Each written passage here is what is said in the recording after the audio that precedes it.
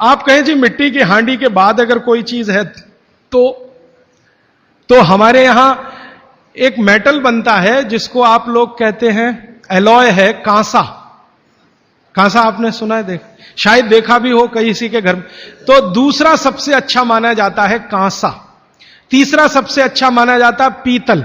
अब ये कांसे और पीतल में भी हमने काम कर लिया कि अरहर की दाल को कांसे के बर्तन में पकाएं तो उसके सिर्फ 3% माइक्रोन्यूट्रिएंट कम होते हैं, 97% मेंटेन रहते हैं। पीतल के भगोने में पकाएं तो 7% कम होते हैं, 93% बचे रहते हैं। लेकिन प्रेशर कुकर में बनाएं तो सिर्फ 7% बचते हैं, बाकी खत्म होते हैं।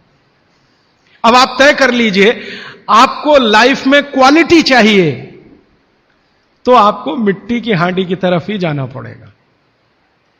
क्वालिटी ऑफ लाइफ की अगर बात आप करेंगे, माने जो खा रहे हैं वो पूरे शरीर में पोषकता दे, ये लाइफ की क्वालिटी की बात आप करेंगे तो मिट्टी की हांडी की तरफ ही जाना पड़ेगा। माने भारत की तरफ वापस लौटना पड़ेगा, इंडिया से।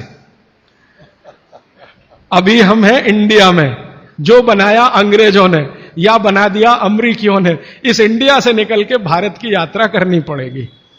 और मैंने पिछले 1-2 वर्षों में ये बातें गांव-गांव में कहना शुरू किया है, तो इसका परिणाम पता है क्या? कि कुम्हारों की इज्जत बढ़ गई है गांव में।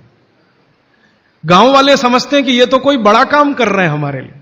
और मैं मानता हूं कि मेरे व्याख्यान की अगर कोई सार्थकता है तो वो ये कि कुम्हारों की इज्जत इतनी बढ़ जाए कि वो पंडितों के बराबर आ जाएं, क्योंकि वो किसी से नीचे नहीं है, क्योंकि वो किसी से छोटे नहीं है। भले वो मिट्टी के बर्तन बना रहे हैं, बहुत वैज्ञानिक काम वो कर रहे हैं। और मजे की बात कि वो हांडी बना के आपको 20-25 रुपए में ही दे रहे हैं, प्रेशर कुकर तो 250-300 रुपए का है। और सबसे मजे की बात कि ये हांडी जब खत्म होगी, माने इसकी लाइफ पूरी हो जाएगी, तो ये हांडी फिर मिट्टी में मिल जाएगी और फिर वही मिट्टी से हांडी बन जाएगी। दुनिया में ऐसी कोई वस्तु नहीं है। प्रेशर कुकर के बारे में तो नहीं कह सकते आप, बायोडिग्रेडेबल है। तो आप कोशिश करें अपने घर में थोड़ा परिवर्तन करें। अब मैं आखिरी बात जो आज की कह रहा हूं वो ये, मैंने पिछले 2 वर्षों में मैं होम्योपैथी की भी चिकित्सा करता हूं। तो बहुत सारे पेशेंट मुझे फोन करते हैं, राजीव भाई ये। तो मैंने कुछ पेशेंट को खास कर कहा कि देखो भैया, आपको मैं कोई दवा नहीं दूंगा। तो कहने लगे फिर बीमारी कैसे ठीक होगी? मैंने कहा एक ही काम करो, मिट्टी की दाल खाना शुरू करो, मिट्टी की हांडी में रखी हुई दाल खाना शुरू करो। चावल खाना है तो मिट्टी की हांडी का।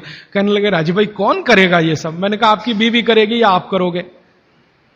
अगर जिंदगी चाहिए तो झक मार के आप करोगे, नहीं तो अमेरिका जाओ, कनाडा जाओ, जर्मनी जाओ, लाखों रुपए खर्च करो, फिर भी झक मार के वापस आओ, डॉक्टर कहेगा इलाज नहीं। तो आप देख लो, तो जो गंभीर मरीज हैं वो आप जानते हैं वो कुछ भी करेंगे जो आप कहेंगे।